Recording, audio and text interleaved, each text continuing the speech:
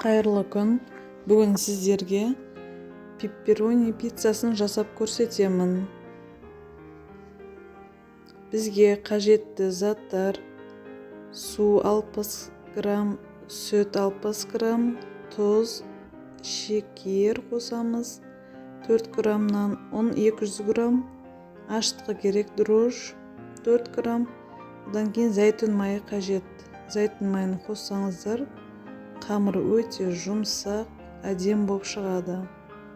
Ыдысқа әуелі аштығы, тұз, шекерді салып, үстіне сүт, суды құйып, ұн салып, жақсылап араластырып илеп, жылы жерге қойып қоямыз.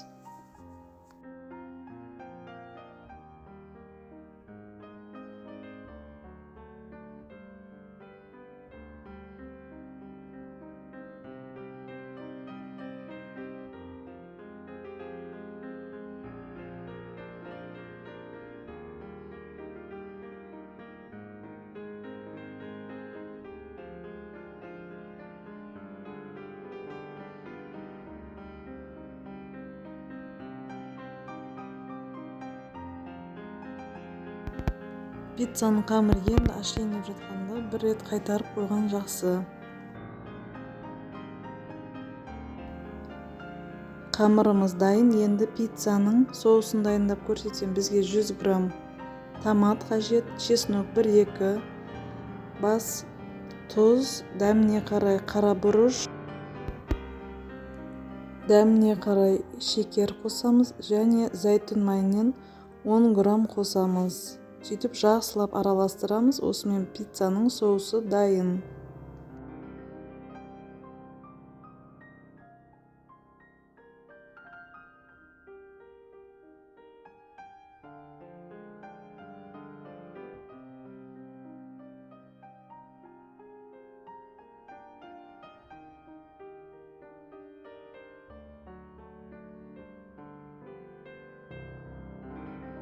Пиццаның қамыры ашып дайын болды. Оны ыдысқа салып жақсылап жайдым. Үстіне соусты құйып, біркелкі етіп жағамыз. Мен копченый колбаса алдым, 200 грамм сыр қосамын.